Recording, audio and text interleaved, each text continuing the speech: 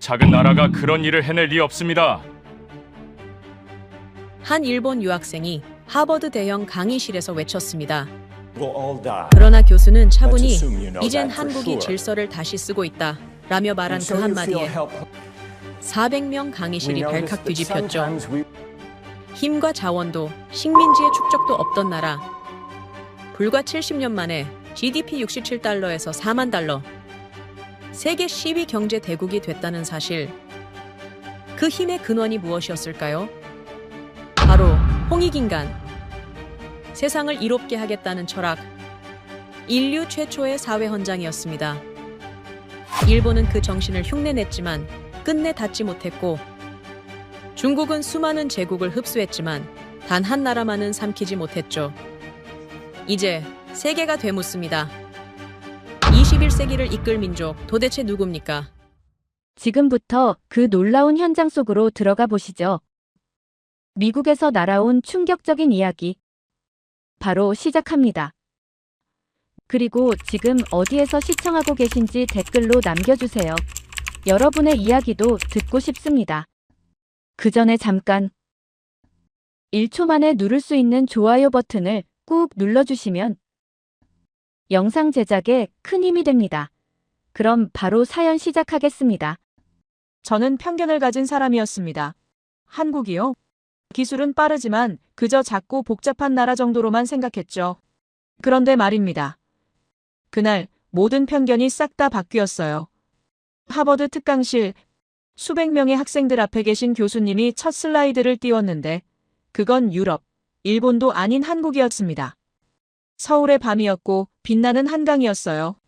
교수님은 이 나라가 이론을 넘어선 문명이라고 단언했습니다. 확신에 찬 눈빛이었죠. 그리고 칠판에 글씨가 써졌는데요. 홍익인간, 세상을 이롭게 한다는 철학. 이것이 유대인의 선민사상마저 넘어섰다고 말함과 동시에 교수님의 목소리가 미세하게 떨리는 걸 느꼈어요. 오랜 학자 인생을 뒤집는 순간이었습니다. 그 순간 알았어요. 오늘은 뭔가 다르다고 말이죠. 안녕하세요. 제 이름은 클라라 케이트라고 합니다. 하버드 대학교 사회학 석사과정을 밟고 있어요. 저번 주 강의는 원래 계획에 없던 특별 강의였습니다. 하버드 사회학과 마이클 교수님이 동아시아 사회론을 가르치시는데 올해는 좀 다르게 해보고 싶다고 하셨어요. 나라별로 깊이 파고들자는 거였죠. 그래서 각 분야 최고 전문가들을 초청하기로 했습니다. 일본은 도쿄대 유미츠카 교수님이, 중국은 베이징대 왕멍 교수님이 맡았는데 한국 파트는 특별했어요. 옥스퍼드 대학교에서 로버트 슈월츠 교수님이 오셨습니다. 이분은 유럽 사회 이론의 권위자이시며 특히 국가 철학과 문명 구조를 연구하시는 분이었죠. 그런데 왜 유럽 전문가가 한국을 말씀하시는 걸까요? 마이클 교수님은 이렇게 설명했습니다. 슈월츠 교수님이 2년 전 서울대학교에서 한 달간 체류하시며 한국 사회를 직접 연구하셨다고 다시 고국으로 돌아오신 후 완전히 달라지셨답니다. 학회에서 한국 이야기만 하셨고 논문도 한국 중심으로 쓰기 시작하셨죠. 동료들이 놀랄 정도였다고 해요. 오랜 경력의 유럽 중심 학자가 한 나라에 꽂혔다는 건 정말 이례적인 일이었어요. 그래서 오늘이었습니다. 강의실은 400석 규모였는데 거의 가득 찼어요. 오열 중앙에 앉아 노트북을 켜두고 기다렸습니다. 학생들은 웅성거렸죠. 한국 게임 회사 있는 곳 아냐? 드라마 보는 나라라던데? 대부분 막연한 기대였어요. 솔직히 말하면 그냥 학점 채우려고 온 학생들도 많았습니다. 그때 강의실 문이 열렸고 로버트 슈월츠 교수님이 들어오셨어요. 60대 초반으로 보이는 백발의 신사였고 영국 특유의 단정한 차림새였습니다. 그런데 뭔가 달랐어요. 눈빛이 예사롭지 않았는데 마치 무언가 큰 비밀을 알고 있는 사람 같았습니다. 교수님은 단상에 서셔서 잠시 학생들을 둘러보시며 천천히 입을 여셨습니다. 오늘은 이론을 넘어선 사회를 말씀드리려 합니다. 여러분이 배운 모든 사회학 이론에는 전제가 있습니다. 국가는 힘을 추구한다. 경제는 이익을 좇고 문화는 지배구조를 반영한다. 이런 전제들 말이죠. 그런데 하나의 나라가 있습니다. 이 모든 전제를 뒤집는 나라 말이에요. 그 나라는 힘보다 신뢰를 선택했고 이익보다 철학을 앞세웠으며 지배가 아닌 공유를 실천했습니다. 강의실이 조용해졌어요. 학생들이 집중하기 시작했고 리모컨을 천천히 드셨습니다. 대형 스크린에 첫 슬라이드가 떴는데 그건 놀랍게도 다름 아닌 서울이었습니다. 밤의 한강이었고 불빛으로 물든 도심이었어요. 순식간에 웅성거림이 퍼졌습니다. 한국, 옆자리 친구가 속삭이는 소리가 들렸어요. 하지만 교수님의 다음 말이 분위기를 바꿔놓았습니다. 여러분, 이 나라를 어떻게 생각하시나요? 이 도시는 불과 65년 전 폐허였습니다. 전쟁으로 모든 게 무너졌고 국민 1인당 소득은 67달러였어요. 아프리카 최빈국보다 낮았습니다. 그런데 지금은 어떻습니까? 세계 12위 경제대국이며 반도체와 배터리 시장을 지배하고 문화로 전 세계를 사로잡았습니다. 이건 단순한 경제 성장이 아닙니다. 인류 역사상 유례없는 문명적 도약이에요. 그리고 스크린이 바뀌었습니다. 이번엔 한자 4글자가 떴어요. 홍익인간 교수님은 칠판에 이 글자를 크게 쓰셨습니다. 천천히 정성스럽게 말이죠. 그리고 말씀하셨어요. 홍익인간, 세상을 널리 이롭게 한다는 뜻입니다.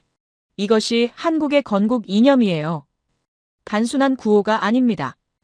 5천년을 관통한 철학이죠. 다른 나라들을 보십시오. 로마는 정복을 꿈꿨고 영국은 해가 지지 않는 제국을 원했으며 미국은 자유라는 이름으로 세계 질서를 만들었습니다. 모두 힘의 논리였어요. 그런데 한국은 달랐습니다. 세상을 이롭게 하겠다는 겁니다. 자기만이 아니라 모두를 위해서 말이죠. 강의실 분위기가 완전히 바뀌었어요. 아까 떠들던 학생들도 다 입을 다물었습니다. 노트북에 손을 올려놓고 집중했죠.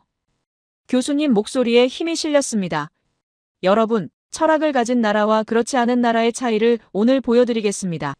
이건 이론이 아닙니다. 현실입니다.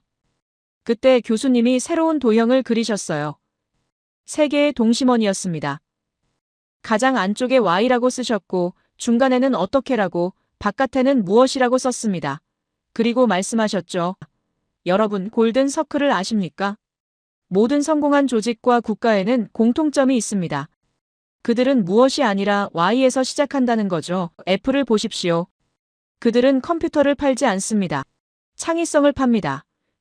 스타벅스는 커피가 아니라 문화를 제공하죠. 이게 Y입니다. 그런데 대부분의 나라는 어떻습니까? 무엇부터 시작합니다. 경제 성장률, 군사력, 영토 확장, 다 무엇이에요? 하지만 한국은 달랐습니다. 교수님은 동심원 가장 안쪽을 두드리셨어요. 한국은 Y를 가지고 있습니다. 홍익인간이 바로 그겁니다. 왜 우리가 존재하는가? 세상을 이롭게 하기 위해서. 왜 경제를 발전시키는가? 더 많은 사람을 돕기 위해서. 왜 기술을 개발하는가? 인류의 삶을 개선하기 위해서. 이게 한국의 Y입니다. 그리고 이 철학이 모든 걸 바꿔놓았어요. 스크린에 새로운 슬라이드가 떴습니다. 유럽, 미국, 한국을 비교하는 표였어요. 유럽은 힘, 미국은 돈, 한국은 Y라고 적혀 있었습니다. 교수님 설명이 이어졌어요. 유럽은 힘으로 세계를 지배했습니다. 식민지를 만들었고 전쟁을 일으켰죠. 미국은 돈으로 질서를 만들었습니다. 달러가 기축통화가 되었고 금융으로 세계를 움직였어요. 그런데 한국은 어떻습니까? 힘도 없었고 돈도 없었습니다. 하지만 Y가 있었어요. 그리고 그 철학 하나로 세계를 바꾸기 시작했습니다. 제 손이 떨렸어요. 노트북 자판을 두드리는데 손가락이 말을 안 듣더라고요. 왜냐하면 이 말이 너무 강렬했기 때문입니다. 한국이 단순히 잘 사는 나라가 아니라 철학으로 움직이는 문명이라는 거였죠. 주변을 둘러봤습니다. 다른 학생들도 마찬가지였어요. 어떤 학생은 입을 벌리고 있었고 어떤 학생은 눈을 크게 뜨고 스크린을 응시했습니다. 교수님 목소리가 한 톤 낮아졌어요. 조금 떨리는 것처럼 들렸습니다. 솔직히 말씀드리겠습니다. 2년 전 서울에 갔을 때 회의적이었습니다. 영국인인 제가 유럽 중심 세계관을 가진 건 당연했죠. 한국, 그냥 빠르게 성장한 아시아 국가 정도로만 생각했어요. 하지만 한 달을 보내며 모든 게 바뀌었습니다. 강의실이 완전히 숨을 죽였습니다. 교수님은 칠판 앞에 서셔서 우리를 바라보셨어요. 그리고 단호하게 말씀하셨습니다. 유대인의 선민 사상을 아십니까? 그들은 신에게 선택받았다고 믿습니다. 그래서 자기들만 잘 살면 된다고 생각하죠. 하지만 홍익인간은 다릅니다. 세상 모두를 이롭게 하겠다는 겁니다. 이건 선민사상을 넘어선 철학입니다. 아니, 인류가 도달할 수 있는 최고의 철학이에요. 그때 교수님이 새로운 슬라이드를 띄우셨습니다. 서울대학교 정문 사진이었어요. 햇살이 비치는 캠퍼스였는데 뭔가 따뜻한 느낌이 들었습니다. 교수님 말씀이 이어졌어요. 그럼 이제 제가 직접 본 한국을 이야기하겠습니다. 2년 전 그곳에서 보낸 한 달 말이죠. 학생들이 앞으로 몸을 숙였어요. 모두 궁금했습니다. 도대체 뭘 봤길래 30년 경력의 학자가 바뀐 걸까? 교수님은 천천히 말문을 여셨습니다. 2년 전 서울대학교에서 한 달간 체류 연구를 하게 되었습니다. 처음엔 그냥 자료조사 정도로 생각했어요. 논문 한 편 쓰고 돌아가려 했죠. 하지만 첫날부터 뭔가 이상했습니다. 스크린에 도서관 내부 사진이 떴어요. 교수님 설명이 이어졌습니다. 서울대 중앙도서관에 들어갔을 때 압도당했습니다. 새벽 6시인데도 학생들로 가득했어요. 그것도 100명이 넘게 말이죠. 유럽 대학에선 상상도 못할 광경이었습니다. 옥스퍼드도 캠브리지도 새벽엔 텅 비어 있거든요. 하지만 여기는 달랐어요. 학생들이 책을 펼쳐놓고 몰두하고 있었습니다. 졸고 있는 학생도 없었어요.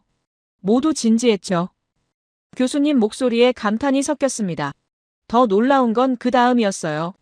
스크린에 훈민정음 해례본이 떴습니다. 교수님은 잠시 숨을 고르셨어요. 그리고 말씀하셨습니다. 그 다음 날 훈민정음을 연구했습니다. 1446년에 만들어진 문자인데 이건 단순한 문자가 아니었어요. 과학이었습니다. 혀의 위치, 입술의 모양, 소리의 원리를 모두 분석해서 만든 글자죠. 세계 어느 문자도 이렇게 체계적이지 않습니다. 알파벳도 한자도 모두 우연히 만들어진 것들이에요. 하지만 한글은 설계된 문자입니다. 그것도 백성을 위해서 말이죠. 제 손이 저절로 움직였어요. 노트에 쓰기 시작했습니다. 600년 전 금속활자, 과학적 문자 모두 백성을 위해 이 단어들이 머릿속에서 연결되기 시작했죠. 교수님 말씀이 계속 이어졌습니다. 그런데 더 놀라운 건 사람이었습니다. 어느 날 캠퍼스에서 한국 학생을 만났어요. 그 학생과 대화를 나눴는데 제가 물었습니다. 한국은 왜 이렇게 교육열이 강한 거냐고요. 교수님이 잠시 멈추셨어요. 그리고 천천히 말씀하셨습니다. 그 학생이 답했습니다. 우리는 달라요. 우리는 홍익인간이에요. 배움은 나를 위한 게 아니라 세상을 위한 거라고 했죠. 그 순간 충격을 받았습니다. 20대 학생이 이런 생각을 한다는 게 믿기지 않았어요. 유럽 학생들에게 물어보면 뭐라고 할까요?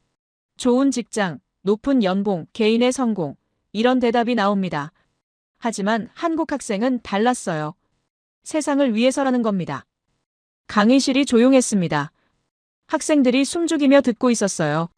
교수님은 계속 말씀하셨습니다. 그 뒤로 더 많은 학생들과 대화를 나눴습니다. 공대생, 의대생, 인문대생 모두 비슷한 대답을 했어요. 기술을 배우는 이유, 사람을 돕기 위해서 의학을 공부하는 이유, 생명을 살리기 위해서 역사를 연구하는 이유, 과거의 교훈을 나누기 위해서 모든 대답에 남을 위한다는 철학이 깔려 있었습니다. 스크린에 명동거리 사진이 떴습니다. 교수님 말씀이 이어졌어요. 주말에 명동에 갔습니다. 거리를 걸으며 관찰했죠. 사람들이 일하는 모습을 봤는데 놀라웠어요. 가게 주인들이 새벽부터 문을 열고 밤늦게까지 일했습니다. 쉬지 않고 말이에요. 유럽 같으면 노동법 위반이라며 난리 났을 겁니다. 하지만 그들 표정은 밝았어요. 불평하지 않았습니다. 왜일까요? 물어봤더니 이렇게 답하더군요. 열심히 일해야 가족이 살고 나라가 산다고요. 교수님 목소리가 떨렸습니다. 그때 깨달았습니다. 이건 단순한 근면성이 아니라는 걸 말이죠. 홍익인간이라는 철학이 삶 속에 살아있는 겁니다. 나만 잘 사는 게 아니라 모두가 잘 살아야 한다는 믿음, 그게 그들을 움직이는 힘이었어요. 책 속에 있는 철학이 아니라 몸으로 실천하는 철학, 이게 한국이었습니다. 스크린에 한강 다리 사진이 떴어요. 교수님은 칠판을 가리키셨습니다. 마지막 날 한강을 걸었습니다. 석양이 지는 걸 보며 생각했어요. 30년간 유럽 중심으로 세상을 봤는데 과연 그게 맞았나? 한국이라는 나라는 완전히 다른 방식으로 성공했습니다. 힘이 아니라 철학으로, 돈이 아니라 신뢰로, 지배가 아니라 공유로 말이죠. 그리고 그게 통했어요. 아니, 통하는 정도가 아니라 세계를 바꾸고 있습니다. 교수님이 우리를 바라보셨어요. 천천히 하나하나 눈을 맞추시며 말씀하셨습니다. 여러분, 제 학자 인생 30년이 흔들렸습니다. 돌아와서 논문을 다시 썼어요. 학회에서 발표했죠. 동료들이 놀랐습니다. 슈월츠 교수가 왜 갑자기 한국 이야기를 하는 거냐고요. 하지만 말할 수밖에 없었습니다. 왜냐하면 진실이었으니까요. 그때 교수님이 마지막 슬라이드를 띄우셨습니다. 홍익인간이라는 글자가 크게 떠올랐어요. 교수님 목소리가 강의실 전체를 채웠습니다. 이것이 한국의 힘입니다. 철학이 현실이 된 나라, Y를 아는 문명, 그리고 Y를 5,000년간 지켜온 민족. 이제부터 그 이야기를 하나씩 풀어가겠습니다. 어떻게 이 철학이 교육을 바꿨는지, 위기를 극복했는지, 기술을 만들었는지, 문화를 키웠는지 말이죠. 강의실 분위기가 완전히 달라졌어요. 처음 들어올 때 산만하던 학생들이 이제 완전히 몰입해 있었습니다. 누구도 핸드폰을 보지 않았어요. 모두 교수님만 바라봤죠. 노트북 화면에 치던 글씨를 멈추고 생각했습니다. 한국, 홍익인간, Y. 이 세 단어가 계속 머릿속을 맴돌았어요. 그리고 알았습니다. 앞으로의 강의가 얼마나 엄청날지 말이죠. 교수님이 물 한 모금 드시고 말씀하셨어요. 그럼 이제 한국이 어떻게 이 철학을 현실로 만들었는지 본격적으로 들어가 보겠습니다. 첫 번째는 교육입니다. 한국인은 어떻게 국민 전체가 엘리트가 되었을까요? 교수님이 새로운 슬라이드를 띄우셨습니다. 그래프가 가득한 화면이었어요. 숫자들이 빼곡히 적혀 있었죠. 이제 데이터로 들어가 보겠습니다. 한국 교육의 비밀을 숫자로 증명하겠어요. 교수님 목소리가 차분했습니다. 마치 과학 실험 결과를 발표하는 것처럼 말이죠. 앞으로 몸을 숙였습니다. 스크린을 똑바로 응시했어요. 주변 학생들도 마찬가지였죠. 모두 집중하기 시작했습니다. 교수님이 첫 번째 그래프를 가리키셨어요. 평균 지능 지수입니다. 세계 각국을 비교한 자료죠. 대부분의 국가는 90에서 95 사이에 있습니다. 미국은 98, 영국은 99, 일본은 105입니다. 그런데 한국을 보십시오. 그래프에서 한국 막대가 다른 나라들보다 높았어요. 106입니다. 교수님 말씀이 이어졌죠. 한국은 세계에서 유일하게 국민 평균 지능 지수가 100을 넘는 나라입니다. 이건 단순한 통계가 아니에요. 국가 전체의 지적 역량을 말하는 겁니다. 소수의 천재가 많은 게 아니라 국민 모두가 높은 수준을 유지한다는 뜻이죠. 웅성거림이 퍼졌습니다. 진짜야? 어떻게? 학생들이 수군거렸어요. 교수님은 다음 슬라이드로 넘어가셨습니다. 경제협력개발기구에서 실시하는 국제학업성 취도 평가입니다. 수학과 과학 분야를 보십시오. 한국은 지난 20년간 항상 상위권을 유지했습니다. 특히 수학 분야에서는 압도적이죠. 그래프가 바뀌었어요. 이번엔 국제수학올림피아드 성적이었습니다. 교수님이 설명하셨어요. 지난 20년간 금메달 획득 순위입니다. 한국은 항상 상위 3위 안에 들었습니다. 중국과 러시아가 경쟁자였지만 한국은 꾸준했어요. 이것이 의미하는 바는 명확합니다. 한국인은 논리적 사고력에서 세계 최고 수준을 유지하는 민족이라는 겁니다. 그때였습니다. 강의실 뒤쪽에서 손이 올라갔어요. 교수님이 고개를 끄덕이셨죠. 질문하시겠습니까? 한 학생이 일어났습니다. 동양계 얼굴이었는데 또렷한 영어를 구사했어요. 교수님, 히오키라고 합니다. 도쿄대학교에서 교환학생으로 왔습니다. 질문이 있는데요. 일본도 교육 강국 아닙니까? 노벨상 수상자도 많고요. 한국만 특별하다는 건 과장 아닐까요? 강의실 분위기가 미묘하게 바뀌었습니다. 긴장감이 돌았어요. 학생들이 교수님을 바라봤죠. 어떻게 대답하실까? 솔직히 궁금했습니다. 일본도 분명 교육 수준이 높은 나라였으니까요. 교수님은 전혀 당황하지 않으셨어요. 오히려 미소를 지으시며 고개를 끄덕이셨습니다. 좋은 질문입니다. 일본도 훌륭한 교육 시스템을 가지고 있죠. 노벨상 수상자도 많습니다. 하지만 여기서 중요한 건 시스템의 차이입니다.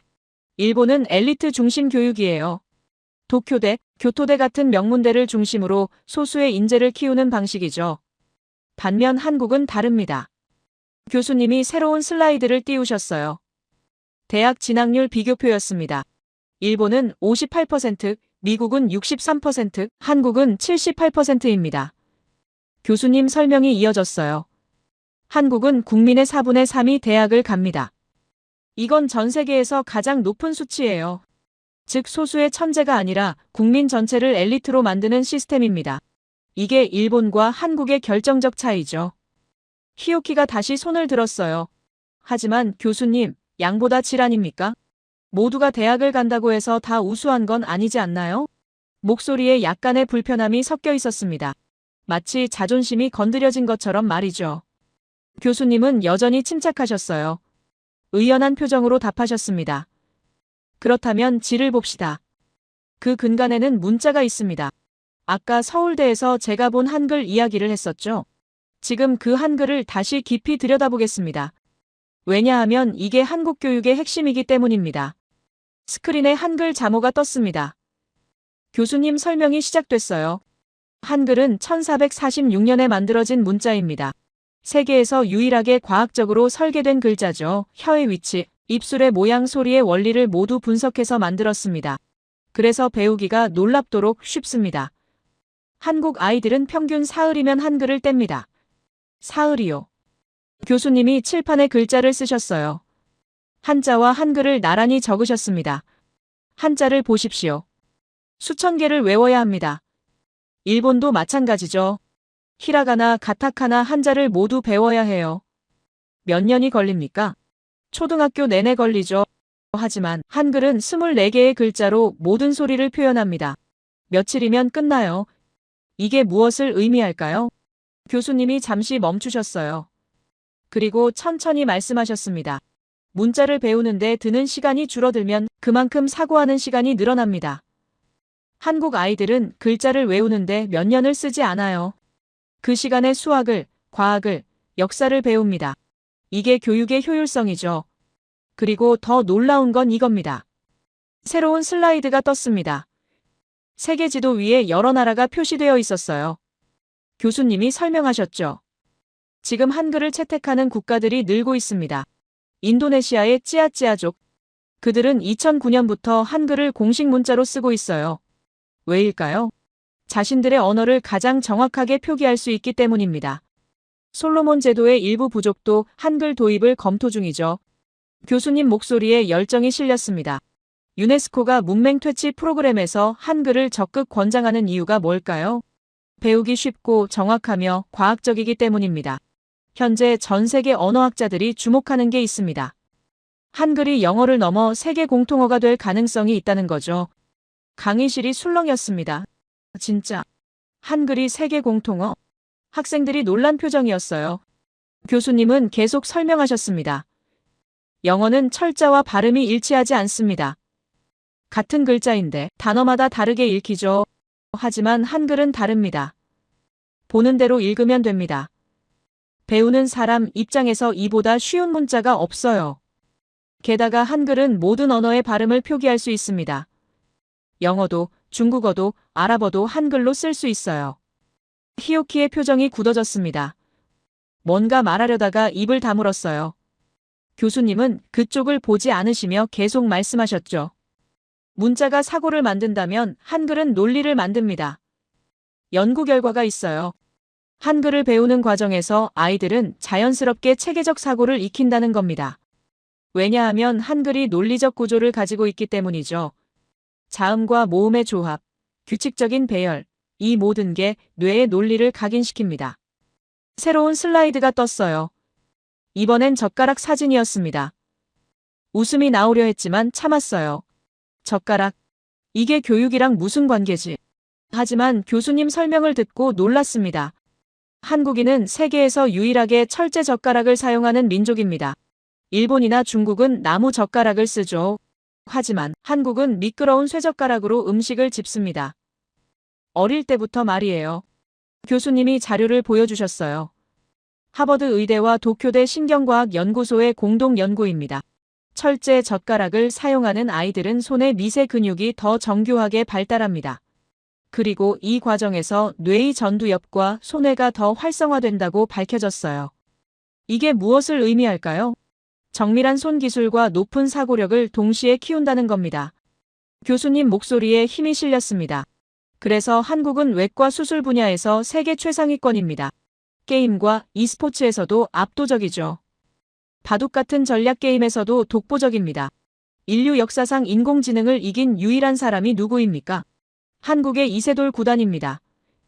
이건 우연이 아니에요. 어릴 때부터 손과 뇌를 동시에 훈련한 결과죠. 그래프가 다시 바뀌었습니다. 이번엔 학습 시간 비교였어요. 교수님이 설명하셨죠. 한국 학생들의 평균 학습 시간입니다. 하루 평균 10시간 이상입니다. 미국은 6시간, 영국은 5시간이죠. 이건 단순히 오래 한다는 게 아닙니다. 교육을 생존으로 여긴다는 뜻이에요. 한국인에게 교육은 선택이 아니라 필수입니다. 나를 위해서가 아니라 가족을, 국가를 위해서 말이죠. 교수님이 칠판 앞에 서셨습니다. 천천히 글씨를 쓰셨어요. 홍익인간, 그리고 그 옆에 교육이라고 적으셨습니다. 여러분, 이제 연결이 보이십니까? 홍익인간이라는 철학이 교육을 바꿨습니다. 나만 잘 사는 게 아니라 모두가 잘 살아야 한다는 믿음. 그래서 한국은 소수의 엘리트가 아니라 국민 전체를 엘리트로 만들었어요. 그리고 그 시작은 한글이라는 과학적 문자였습니다. 배우기 쉬운 글자 덕분에 모든 국민이 빠르게 지식에 접근할 수 있었죠. 손이 저절로 노트에 적기 시작했습니다. 전 국민 엘리트 시스템, 과학적 문자, 철제 젓가락, 하루 10시간 학습 모든 게 연결되고 있었어요. 한국이 단순히 열심히 해서 성공한 게 아니라 체계적인 시스템으로 국민 전체의 역량을 끌어올렸다는 걸 깨달았습니다. 교수님이 마지막 슬라이드를 띄우셨어요. 간단한 문장 하나가 적혀 있었습니다. 소수의 천재가 아닌 전 국민이 천재인 나라. 교수님 목소리가 강의실을 채웠습니다. 이것이 한국입니다. 교육을 특권으로 보지 않고 권리로 본 나라. 그래서 모두가 배우고 모두가 성장했어요. 이것이 과학적으로 증명된 우월성입니다. 숫자가 거짓말하지 않죠. 강의실에서 탄성이 터졌습니다. 와, 대박. 학생들이 감탄했어요. 히오키는 여전히 조용했습니다. 고개를 숙이고 도트를 보고 있었죠. 뭔가 쓰고 있는 것 같았지만 손이 떨리는 게 보였습니다. 태어난 척 가만히 있었지만 오히려 그게 더 안쓰러워 보였습니다. 교수님이 물을 드셨어요. 그리고 말씀하셨습니다. 이제 질문이 생깁니다. 이렇게 높은 교육 수준을 가진 나라가 위기를 만나면 어떻게 될까요? 무너질까요? 아니면 더 강해질까요? 다음엔 한국의 위기 극복 역사를 보겠습니다. 전쟁, 경제 위기, 팬데믹, 모든 위기 속에서 한국은 어떻게 반응했는지 말이죠. 강의실이 조용해졌습니다. 모두 다음 이야기를 기다리는 표정이었어요. 노트북을 덮으며 생각했습니다. 한국의 교육은 단순한 시스템이 아니라 철학의 실천이었다고, 그리고 그 철학이 국민 전체를 바꿔놓았다는 걸 말이죠. 히오키를 흘끔 봤습니다. 여전히 고개를 숙인 채였어요. 뭔가 생각에 잠긴 것 같았습니다. 아마 오늘 강의가 그에게도 충격이었을 거예요. 교수님이 새로운 슬라이드를 띄우셨습니다. 검은 화면에 숫자 하나가 떴어요. 67, 그게 전부였죠. 교수님이 천천히 말씀하셨습니다. 이 숫자가 뭔지 아십니까? 1953년 한국 전쟁이 끝난 후 한국 국민 1인당 소득입니다. 67달러, 아프리카 최빈국보다 낮았어요. 손으로 입을 가렸습니다. 67달러. 그게 1년 소득이라는 거였죠. 믿기지 않았어요.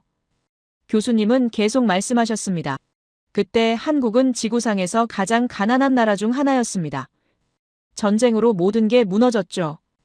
공장도 도로도 학교도 남은 건 폐허뿐이었어요. 사람들은 절대 빈곤에 시달렸습니다.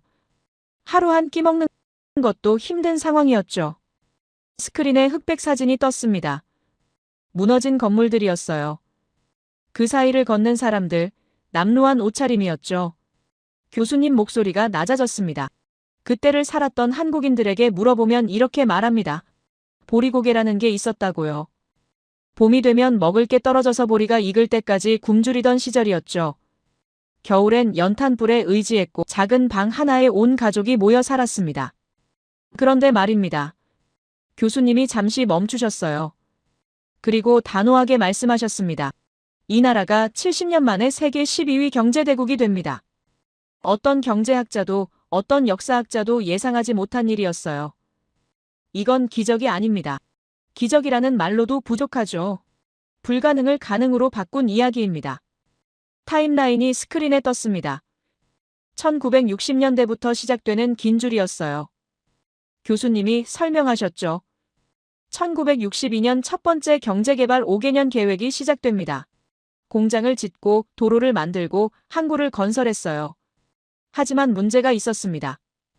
돈이 없었죠. 기술도 없었고 자원도 없었습니다. 그럼 뭘로 했을까요? 사람으로 했습니다. 오직 사람의 힘으로 말이죠. 스크린에 경부고속도로 건설 사진이 떴습니다. 수많은 인부들이 삽과 곡괭이를 들고 일하는 모습이었어요. 교수님 말씀이 이어졌습니다. 1968년 경부고속도로 착공입니다. 서울에서 부산까지 418km, 당시 기술로는 거의 불가능한 공사였어요. 하지만 해냈습니다. 2년 5개월 만에 완공했죠. 세계가 놀랐어요. 어떻게 이렇게 빨리 만들었냐고 물었습니다. 교수님 목소리에 감동이 실렸어요. 대답은 간단했습니다. 밤낮 없이 일했다는 거죠. 사람들이 교대로 현장을 지켰어요. 비가 와도 눈이 와도 멈추지 않았습니다. 왜 그렇게까지 했을까요? 돈을 많이 줘서? 아닙니다. 일당은 보잘것없었어요. 그럼 뭐였을까요? 나라를 살려야 한다는 믿음이었습니다. 내가 일해야 가족이 먹고 산다는 절박함이었죠. 그때 새로운 사진이 떴습니다. 농촌 마을 풍경이었어요. 지붕을 고치는 사람들, 길을 닦는 사람들 모두 함께 일하고 있었죠. 교수님이 말씀하셨습니다.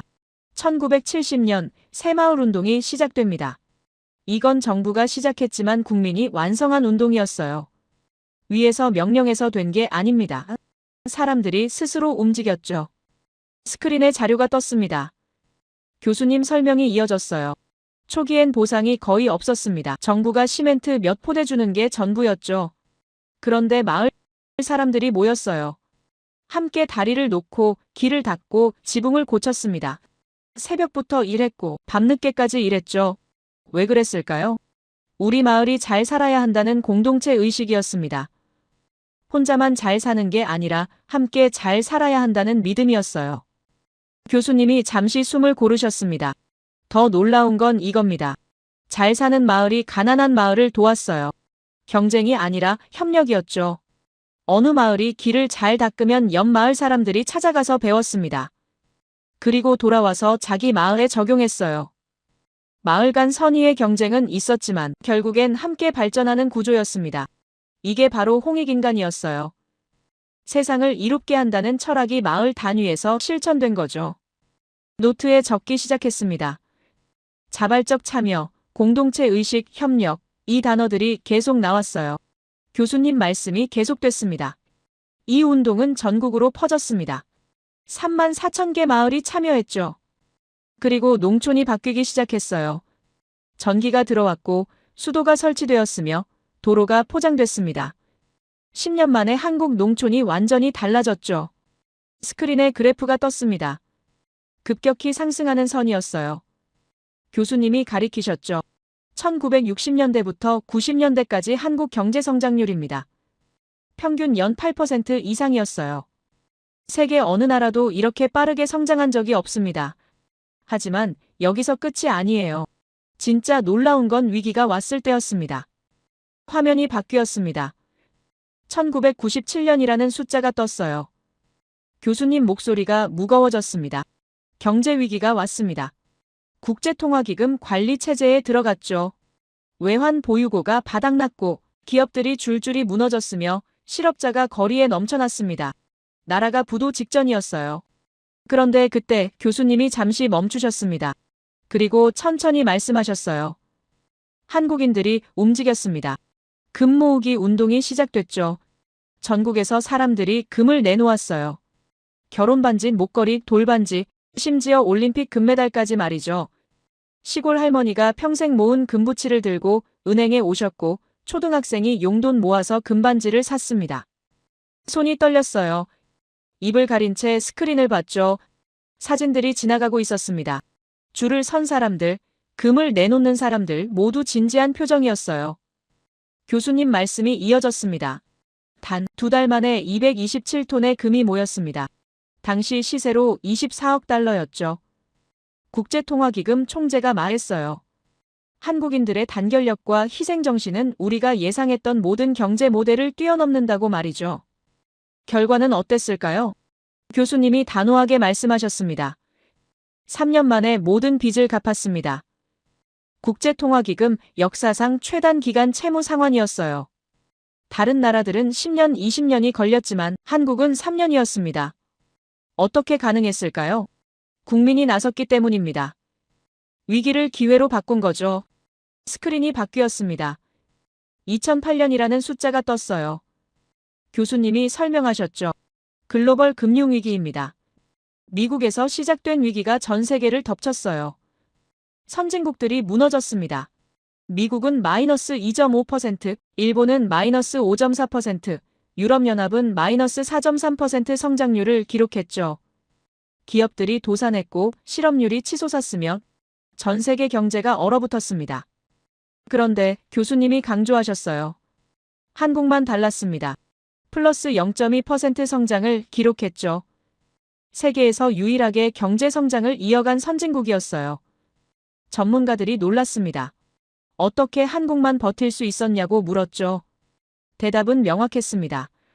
한국 기업들이 위기 속에서도 투자를 늘렸고 정부가 신속하게 대응했으며 국민이 소비를 유지했기 때문입니다.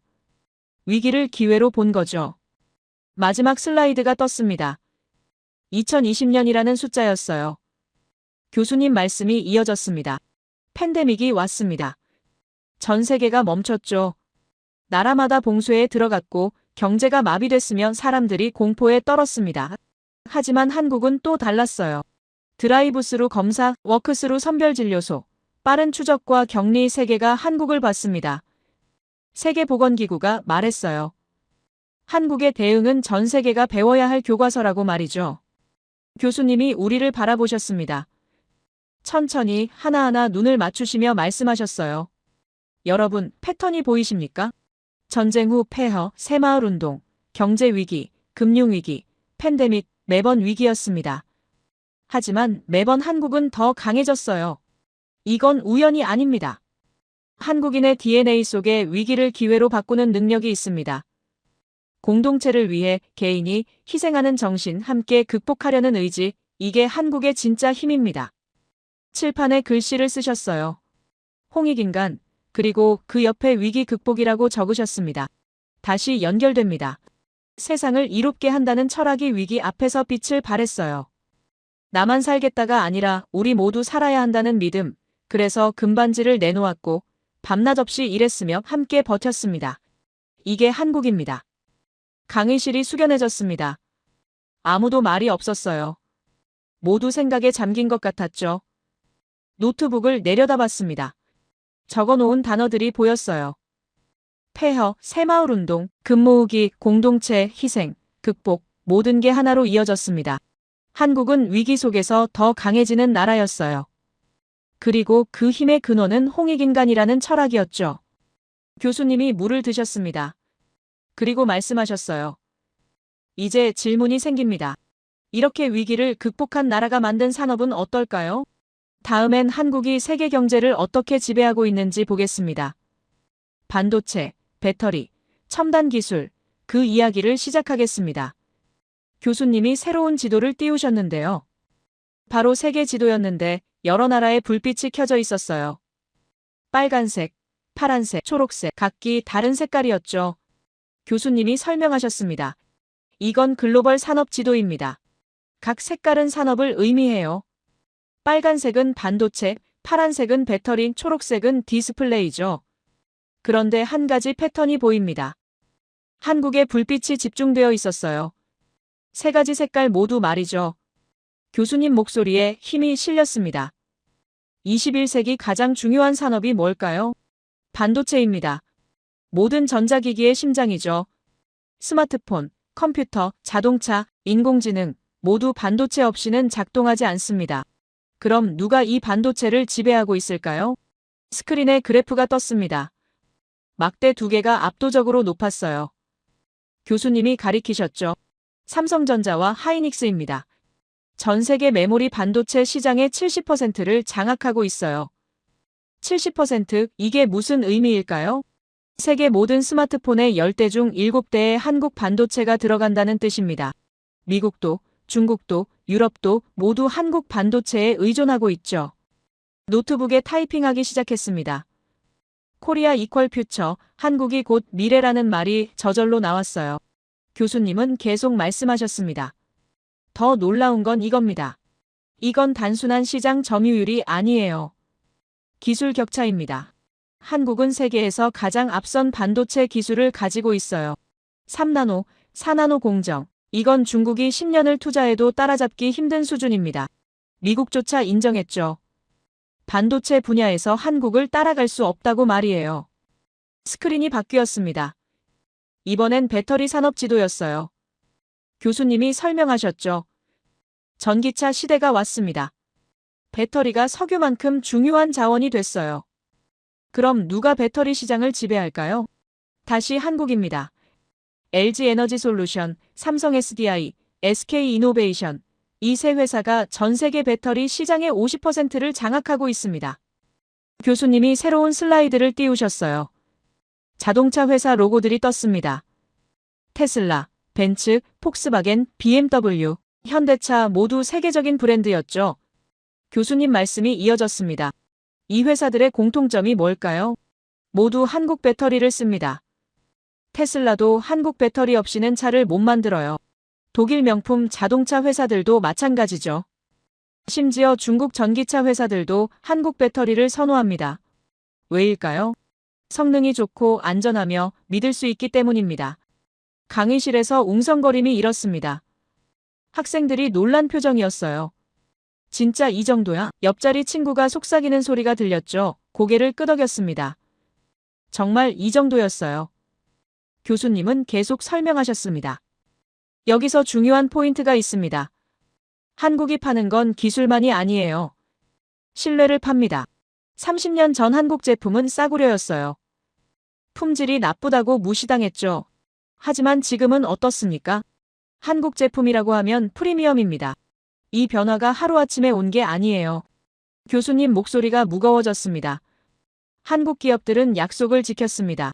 납기를 지켰고 품질을 보장했으며 문제가 생기면 즉시 해결했어요. 수십 년간 이걸 반복했죠. 그래서 지금 세계 기업들이 한국을 믿는 겁니다. 돈이 아니라 신뢰로 시장을 장악한 거예요. 이게 유대인과 한국의 결정적 차이입니다. 유대인이 금융을 장악했다면 한국은 미래를 장악했어요. 그때 교수님이 말씀하셨습니다. 아까 이야기했듯이 한국인의 지적 능력은 세계 최고 수준이라고 했죠. 그 증거를 하나 더 보여드리겠습니다. 바둑을 아십니까? 3000년 역사를 가진 동양의 전략 게임이에요. 경우의 수가 우주의 원자수보다 많다고 알려진 가장 복잡한 게임입니다. 스크린에 바둑판이 떠올랐습니다. 흑백의 돌들이 놓여 있었어요. 교수님이 설명하셨죠. 오랫동안 바둑은 인간 고유의 영역이었습니다. 컴퓨터가 절대 이길 수 없다고 여겨졌죠. 왜냐하면 직관과 창의성이 필요하기 때문입니다.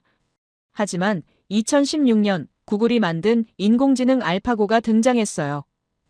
그리고 인간 최고수들을 연달아 꺾었습니다. 화면에 경기 장면이 떴습니다. 교수님 말씀이 이어졌어요. 그때까지만 해도 인공지능이 전 세계에 본격적으로 보급되기 전이었습니다. 알파고는 인간과 상대하는 슈퍼매치였죠. 세계가 충격에 빠졌어요. 인공지능이 인간을 넘어섰다고 생각했습니다. 하지만 딱 한 명이 알파고를 이겼어요. 한국의 이세돌 구단입니다. 손이 저절로 멈췄습니다. 타이핑하던 걸 멈추고 스크린을 봤어요.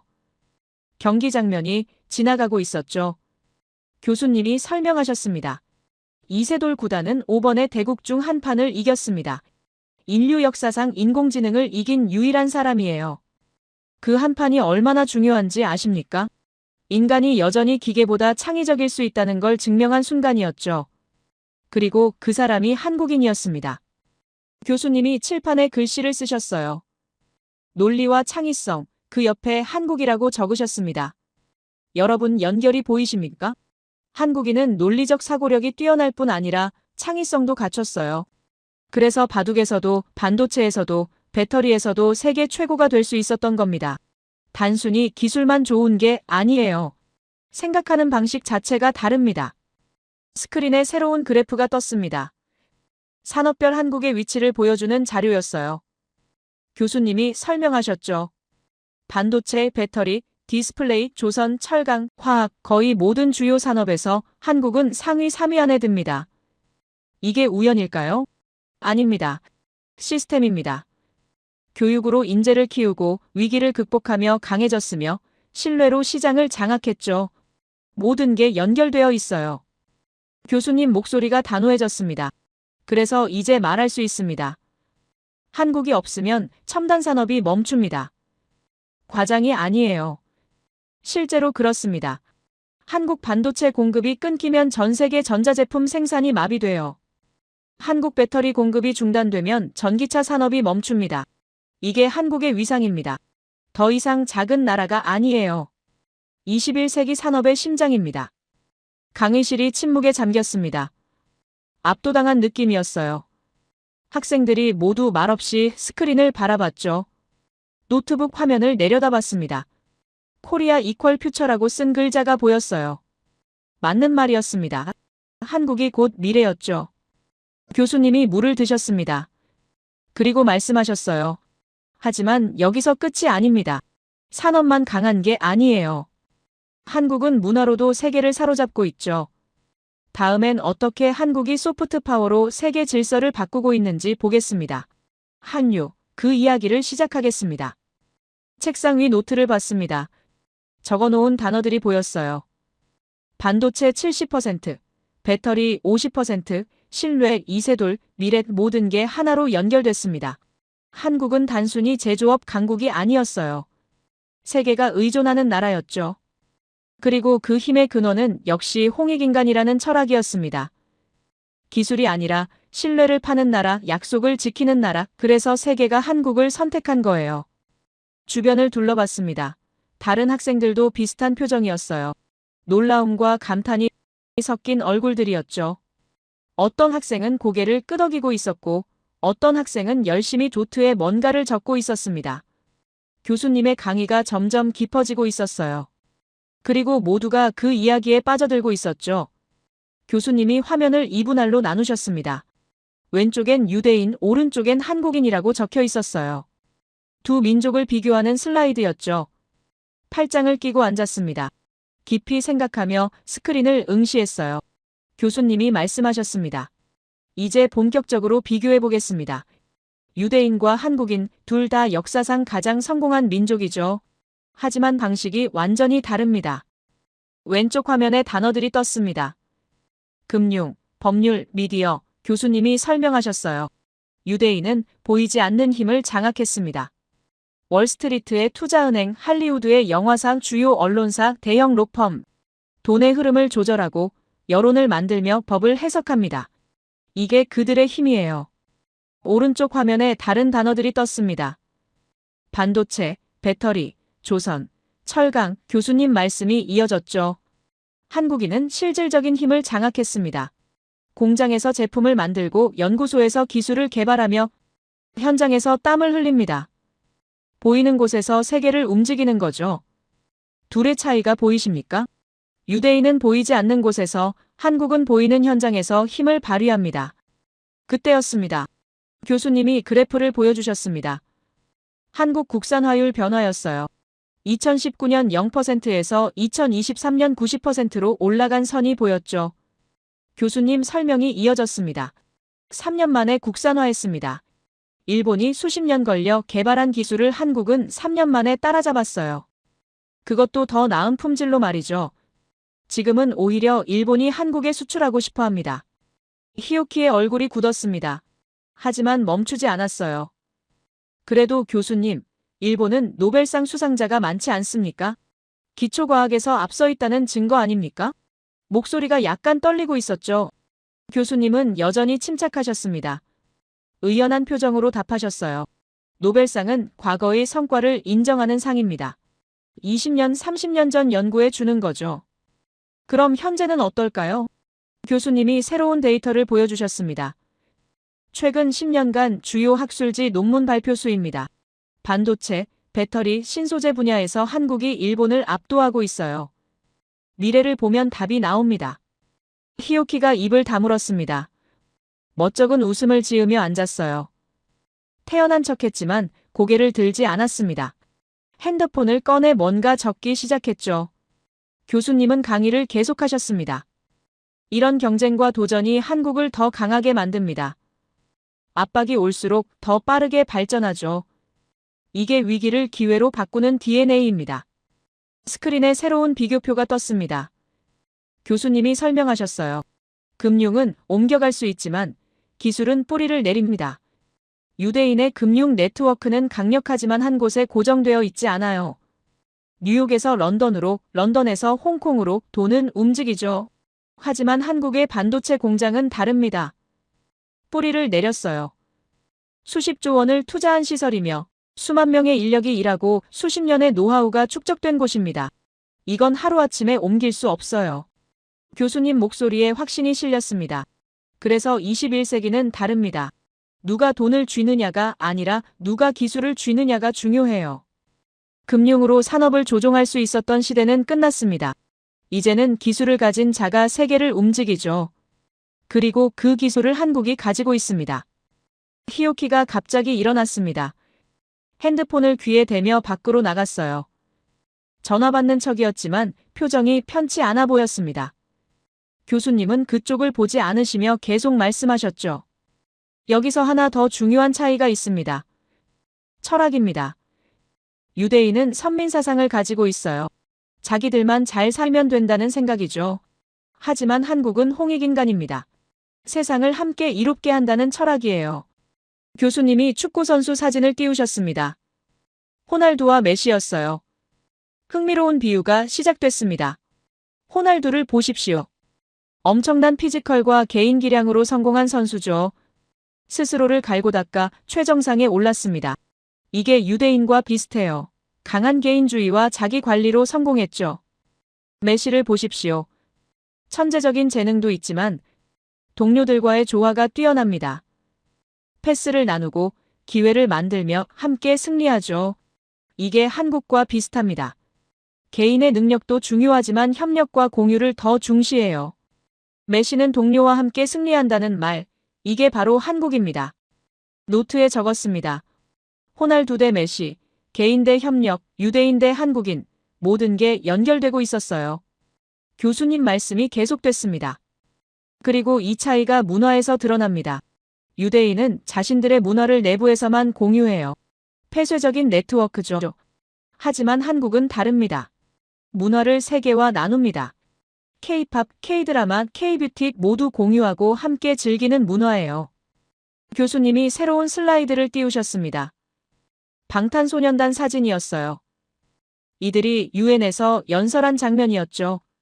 문화는 국가력을 높이는 가장 큰 포인트입니다. 군사력도 경제력도 중요하지만 문화는 사람의 마음을 움직이죠. 그리고 나라를 사랑하는 마음을 서로 확인할 수 있게 합니다. 한국은 이걸 눈에 띄게 보여주고 있어요. 교수님 목소리가 열정적으로 변했습니다. 한국 문화를 보십시오. 강요하지 않습니다. 자연스럽게 퍼져나가죠. 사람들이 스스로 좋아하고 스스로 따라하며 스스로 공유합니다. 이게 소프트 파워입니다. 힘으로 밀어붙이는 게 아니라 매력으로 끌어당기는 거죠. 그리고 그 중심엔 홍익인간이라는 철학이 있어요. 나만 좋은 게 아니라 함께 좋아야 한다는 믿음이 문화를 통해 실현되는 겁니다. 강의실에서 고개를 끄덕이는 학생들이 보였습니다. 모두 공감하는 표정이었어요. 옆자리 친구가 속삭였습니다. 맞아, K-팝 진짜 좋잖아. 고개를 끄덕였죠. 정말 그랬습니다. 교수님이 마지막 슬라이드를 띄우셨어요. 20세기와 21세기를 비교하는 표였습니다. 20세기는 유대인의 시대였습니다. 금융으로 세계를 움직였죠. 하지만 21세기는 다릅니다. 기술과 문화로 세계를 바꾸는 시대예요. 그리고 그 중심에 한국이 있습니다. 유대인은 보이지 않는 곳에서 힘을 행사했지만 한국은 보이는 현장에서 실질적으로 세계를 변화시키고 있어요.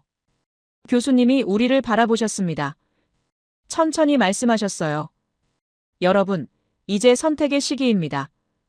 과거의 방식을 따를 것인가? 미래의 방식을 배울 것인가? 한국은 미래의 방식을 보여주고 있습니다. 협력과 공유, 기술과 문화, 철학과 실천, 이 모든 게 조화를 이루며 새로운 세계 질서를 만들고 있어요. 히오키가 다시 들어왔습니다. 자리에 앉았지만 여전히 고개를 들지 않았어요. 핸드폰만 들여다보고 있었죠. 교수님은 그를 신경 쓰지 않으시며 말씀하셨습니다. 다음 시간엔 한국 문화가 어떻게 세계를 사로잡았는지 본격적으로 들어가 보겠습니다. 한유, 그 놀라운 이야기를 시작하겠습니다. 강의실이 조용해졌습니다. 모두 생각에 잠긴 표정이었어요. 노트북을 내려다봤습니다. 적어놓은 단어들이 보였죠. 보이지 않는 힘 대 힘, 금융 대 기술, 호날두 대 메시, 유대인 대 한국인, 모든 비교가 한국의 우위를 가리키고 있었습니다. 그리고 그 근본엔 역시 홍익인간이라는 철학이 있었어요. 교수님이 단상에서 내려오셨습니다. 학생들 사이를 걸으며 말씀하시기 시작했어요. 이번엔 분위기가 달랐습니다. 더 친근하고 열정적이었죠. 이제 문화 이야기를 본격적으로 해보겠습니다. 한국이 세계를 어떻게 바꾸고 있는지 말이에요. 교수님이 한 학생 옆을 지나가며 물으셨습니다. 한국 드라마 본 적 있나요? 학생이 고개를 끄덕였어요. 오징어 게임요. 교수님이 미소 지으셨죠. 바로 그겁니다. 오징어 게임은 넷플릭스 역사상 최고 시청률을 기록했어요. 111개국에서 1위를 했습니다. 이건 단순한 드라마 성공이 아닙니다.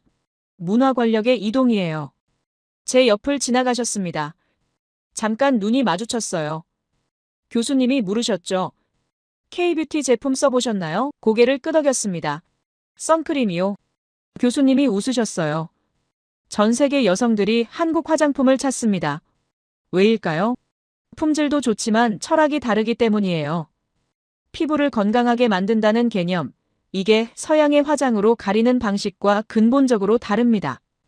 교수님이 강의실 중앙에 서셨습니다. 천천히 둘러보시며 말씀하셨어요. 문화는 침략하지 않습니다. 초대받습니다. 한국 문화를 보십시오. 누가 강요했나요? 아무도 없습니다. 사람들이 스스로 좋아하고 스스로 배우며 스스로 따라합니다. 이게 진짜 힘입니다. 총칼이 아니라 매력으로 세계를 움직이는 거죠.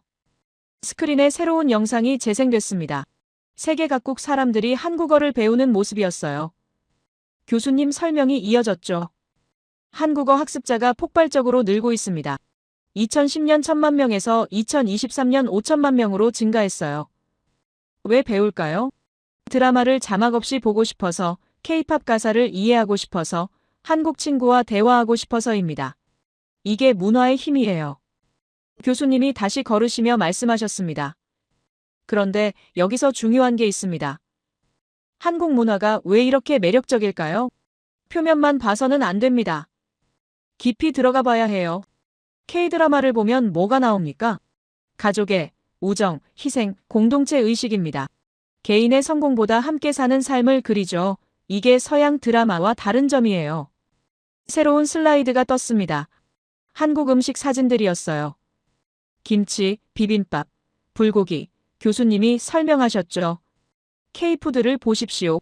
혼자 먹는 음식이 아닙니다. 나눠 먹는 음식이에요. 찌개는 가운데 놓고 함께 떠먹고, 삼겹살은 구워서 나눠 먹으며, 김치는 담가서 이웃과 나눕니다. 이게 홍익인간입니다.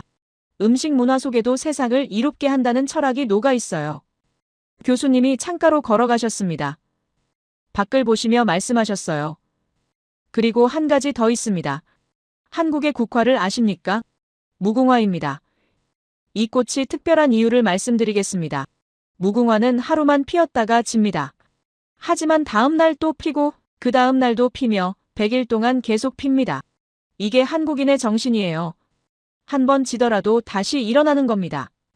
스크린에 무궁화 사진이 크게 떴습니다. 교수님 목소리에 감동이 실렸어요. 무궁화는 척박한 땅에서도 잘 자랍니다. 물을 많이 주지 않아도 비료를 주지 않아도 스스로 피어나죠. 한국 역사를 보십시오. 전쟁의 폐허에서 경제 위기 속에서 팬데믹 가운데서도 계속 피어났습니다. 이게 무궁화의 정신이고 한국인의 정신이며 홍익인간의 실천이에요. 교수님이 천천히 강의실을 걸으셨습니다. 학생들 한 명 한 명과 눈을 맞추시며 말씀하셨어요. 여러분, 무궁화의 꽃말을 아십니까? 영원한 사랑입니다. 자기만 사랑하는 게 아니에요. 세상을 사랑하는 겁니다. 그래서 매일 새로운 꽃을 피우며 아름다움을 나누는 거죠. 한국 문화가 바로 그렇습니다. 자기만의 것으로 간직하지 않고 세계와 나눕니다. 제자리 앞을 지나가시며 멈추셨습니다. 저를 보시며 말씀하셨어요. 한국은 기준을 만들고 세계는 그 기준을 따릅니다. 이제 전 세계 화장품 회사들이 한국 방식을 배우고 드라마 제작자들이 한국 스토리텔링을 연구하며 음식점들이 한국 맛을 재현하려 합니다. 이게 문화 권력입니다. 군사력도 경제력도 아닌 순수한 매력의 힘이에요. 교수님이 다시 앞으로 걸어가셨습니다. 강의실 전체를 둘러보시며 말씀하셨죠. 소프트 파워의 시대입니다. 누가 더 강한 무기를 가졌는가가 아니라 누가 더 매력적인가가 중요해요. 한국이 그 교과서입니다. 전쟁 없이 세계를 바꾸고 강요 없이 사람들을 움직이며 침략 없이 마음을 얻는 방법을 보여주고 있죠. 스크린에 세계 지도가 떴습니다. 한국에서 시작된 화살표들이 전 세계로 뻗어나가고 있었어요. 교수님이 설명하셨습니다. 한류는 아시아를 넘어 유럽으로, 아프리카로, 남미로 퍼지고 있습니다. 프랑스 10대들이 한국어를 배우고 나이지리아 청년들이 케이팝을 춤추며 브라질 가정에서 김치를 담급니다. 이게 문화의 전파예요. 그리고 그 중심엔 함께 잘 살자는 철학이 있습니다. 교수님이 단상으로 돌아가셨습니다. 하지만 올라가지 않으시고 앞에 서셨어요. 잠시 숨을 고르시더니 말씀하셨습니다. 이제 마지막입니다. 모든 이야기를 정리하겠습니다. 여러분, 지난 시간 동안 우리는 한국을 봤습니다. 홍익인간이라는 철학을, 전 국민 엘리트 교육 시스템을, 위기를 기회로 바꾸는 DNA를, 반도체와 배터리로 장악한 산업을, 그리고 문화로 세계를 사로잡는 힘을 말이에요. 마지막 슬라이드가 떴습니다. 검은 화면에 흰 글씨 한 줄이었어요. 한국, 신뢰를 힘으로 바꾸는 나라. 교수님 목소리가 강의실을 가득 채웠습니다. 이게 한국입니다. 힘으로 세계를 지배하지 않습니다. 신뢰로 세계를 움직여요. 약속을 지키고 품질을 보장하며 함께 성장하자고 손을 내밉니다. 그래서 세계가 한국을 선택하는 겁니다. 교수님이 우리를 천천히 둘러보셨습니다. 한 명 한 명 눈을 맞추시며 말씀하셨어요. 21세기는 한국의 시대입니다.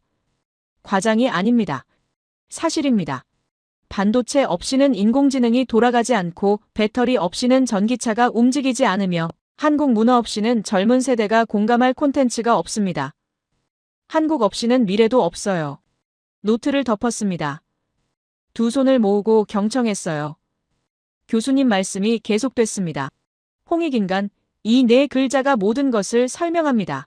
세상을 널리 이롭게 한다는 철학이 교육이 되었고 경제가 되었으며 기술이 되었고 문화가 됐습니다.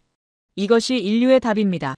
나만 잘 사는 게 아니라 함께 잘 사는 방법, 지배가 아니라 공유, 경쟁이 아니라 협력, 이게 한국이 보여주는 미래예요. 교수님이 칠판에 마지막 글씨를 쓰셨습니다. 홍익인간, 크게, 천천히, 정성스럽게 쓰셨어요. 그리고 돌아서서 말씀하셨습니다. 여러분, 세계는 이미 변했습니다. 20세기는 힘의 시대였습니다. 하지만 21세기는 신뢰의 시대예요. 누가 더 강하냐가 아니라 누가 더 믿을 수 있느냐가 중요합니다. 그리고 한국이 그 신뢰를 증명했어요. 교수님이 마지막으로 말씀하셨습니다. 감사합니다. 이것으로 특강을 마치겠습니다. 여러분이 오늘 들은 이야기를 기억해 주셨으면 합니다. 한국은 이론을 넘어선 문명입니다. 철학이 현실이 된 나라이고 약속이 힘이 된 사회이며 신뢰가 미래를 만드는 국가예요. 그리고 그 중심엔 홍익인간이 있습니다. 잠시 침묵이 흘렀습니다. 그리고 한 학생이 일어섰어요. 박수를 치기 시작했죠. 그 다음 또 한 명이 일어났습니다. 그리고 또 순식간에 강의실 전체가 일어섰어요. 일어섰습니다. 박수를 쳤죠. 손이 아플 정도로 세게 쳤습니다. 가슴이 뜨거워졌어요. 눈시울이 붉어지는 걸 느꼈습니다. 교수님이 고개를 숙여 인사하셨습니다. 눈가가 촉촉해 보였어요. 아마 감동하신 것 같았죠. 박수가 계속됐습니다. 멈출 기미가 보이지 않았어요. 옆자리 친구가 속삭였습니다. 대박이다. 진짜 대박. 고개를 끄덕였어요. 정말 그랬습니다. 박수가 잦아들고 학생들이 앞으로 몰려갔습니다. 교수님께 질문하고 싶어하는 학생들이었어요. 한국에 어떻게 가나요? 한국어는 어디서 배울 수 있나요? 한국 기업에 취직하려면 뭘 해야 하나요? 질문이 쏟아졌습니다. 자리에 그대로 앉아 있었습니다. 노트북을 열었어요. 화면을 바라보며 생각했죠. 한국, 홍익인간, 신뢰, 미래. 이 단어들이 머릿속을 맴돌았습니다. 처음 강의실에 들어왔을 때와 완전히 달라져 있었어요. 그때는 한국을 작은 나라로만 생각했는데 지금은 이론을 넘어선 문명으로 보고 있었습니다. 히오키를 찾아봤습니다. 이미 자리를 떠난 것 같았어요. 언제 나갔는지 모르겠지만 보이지 않았죠. 아마 불편했을 거예요. 하지만 진실은 진실이었습니다. 한국이 일본을 넘어섰고 그것도 철학으로 넘어선 거였죠. 앞을 봤습니다. 교수님이 여전히 학생들에게 둘러싸여 계셨어요. 미소를 지으시며 하나하나 답변해주고 계셨죠. 일어나 앞으로 걸어갔습니다. 질문하고 싶은 게 많았어요. 한국에 대해 더 알고 싶었습니다. 교수님 앞에 섰습니다. 눈이 마주쳤어요. 교수님이 물으셨죠. 질문 있나요? 고개를 끄덕였습니다. 교수님, 어떻게 하면 한국을 제대로 이해할 수 있을까요? 교수님이 미소 지으셨습니다. 직접 가보세요. 서울의 거리를 걷고 사람들과 대화하며 그들의 삶을 느껴보세요. 그럼 알게 될 겁니다. 홍익인간이 단순한 구호가 아니라 살아 숨쉬는 철학이라는 걸 말이에요.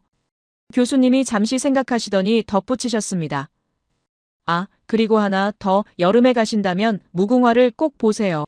길가에도 피고 공원에도 피며 학교에도 핍니다. 그 꽃을 보면서 생각해 보세요. 왜 한국인들이 이 꽃을 국화로 정했는지 말이에요. 하루만 피었다가 지는 꽃이지만 100일을 쉬지 않고 피어나는 모습, 그게 바로 한국인입니다. 고개를 끄덕이며 들었습니다. 교수님 말씀이 이어졌어요. 무궁화는 화려하지 않습니다. 장미처럼 고귀하지도 벚꽃처럼 화사하지도 않죠. 하지만 끈질깁니다.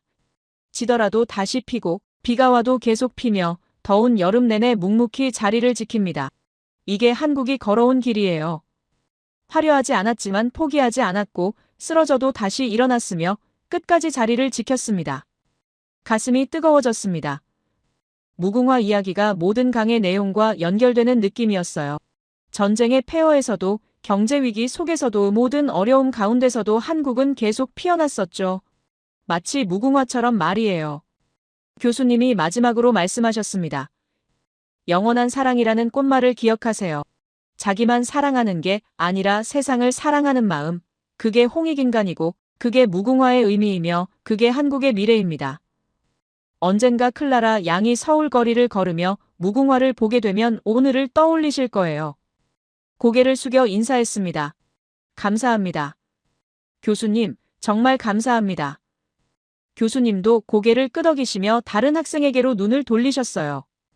뒤로 물러나 강의실을 천천히 걸었습니다. 창밖을 봤어요. 햇살이 비치고 있었죠. 문득 생각했습니다. 만약 저기 무궁화가 피어 있다면 어떤 모습일까? 나오며 뒤돌아봤어요. 강의실이 보였습니다. 여전히 학생들로 붐비고 있었죠. 모두 한국에 대해 더 알고 싶어 하는 표정들이었습니다. 어떤 학생은 노트를 펼쳐 교수님께 보여드리고 있었고, 어떤 학생은 핸드폰으로 뭔가를 검색하고 있었으며, 또 어떤 학생은 친구와 열띤 토론을 벌이고 있었습니다. 문을 나서며 생각했어요. 오늘 세상을 보는 눈이 완전히 바뀌었다고. 한국은 더 이상 작은 나라가 아니었습니다. 미래였어요. 그리고 그 미래는 무궁화처럼 매일 새롭게 피어나는 것이었죠. 복도를 걸으며 노트북 가방을 메었습니다. 무거웠지만 마음은 가벼웠어요. 오히려 날아갈 것 같았죠. 가방 안엔 오늘 적은 노트가 들어 있었습니다. 홍익인간, 교육, 위기 극복, 반도체, 배터리, 문화, 신뢰, 그리고 무궁화. 이 모든 단어들이 하나의 이야기로 엮여 있었어요. 건물 밖으로 나왔습니다. 하버드 캠퍼스가 보였어요. 학생들이 오가고 있었죠. 누군가는 급하게 뛰어가고 누군가는 친구와 대화하며 걷고 있었습니다. 평범한 오후였지만 제게는 특별한 날이었어요. 한 나라를 새롭게 발견한 날이었으니까요. 벤치에 앉았습니다. 노트북을 꺼내 켰어요. 오늘 강의 내용을 정리하고 싶었습니다. 타이핑을 시작했죠. 코리아 홍익인간 무궁화 손가락이 저절로 움직였습니다. 문장들이 흘러나왔어요. 그리고 마지막 줄에 이렇게 적었습니다. 한국은 이론을 넘어선 문명이며 철학이 현실이 된 나라이고 무궁화처럼 끝없이 피어나는 미래다. 저장 버튼을 눌렀습니다. 노트북을 덮었어요. 하늘을 올려다봤습니다. 구름이 천천히 흘러가고 있었죠. 언젠가 서울에 가게 되면 제일 먼저 무궁화를 찾아봐야겠다고 생각했습니다. 그 꽃을 보며 오늘을 떠올리겠다고. 그리고 교수님 말씀을 기억하겠다고 다짐했어요. 지더라도 다시 피는 꽃. 100일을 쉬지 않고 피는 꽃. 세상을 사랑하는 꽃. 그게 한국이라고요. 제 이야기를 끝까지 들어주셔서 감사합니다. 모두 안녕히 계세요. 오늘의 사연 어떻게 들으셨나요? 하버드의 강의실 한가운데서 세계가 바라본 한국의 이야기는 단순한 성공담이 아니었죠. 힘으로 지배하던 시대에서 신뢰와 철학으로 움직이는 나라. 그게 바로 우리가 살고 있는 이 시대의 새로운 방향 같았습니다. 세상을 널리 이롭게 하라. 이 단순한 말이 경제가 되고 기술이 되고 문화가 된다는 게 참 놀랍죠. 작은 나라라 불리던 곳이 지금은 세계가 배우는 모델이 되었다니. 결국 중요한 건 크기가 아니라 정신이라는 생각이 들었습니다. 여러분은 어떻게 느끼셨나요? 과연 앞으로의 세상을 이끌 힘은 어디에서 나올까요? 여러분의 생각을 아래 댓글에 남겨주세요. 그리고 감동적인 사연을 주변 사람들과 공유하고 함께 이야기 나눠보세요. 마지막으로 1초밖에 걸리지 않는 구독과 좋아요, 알림 설정은 영상 제작에 큰 힘이 됩니다. 지금까지 감동을 담아 여러분께 진심을 전하는 감동담기였습니다. 오늘 하루도 행복한 하루 보내세요.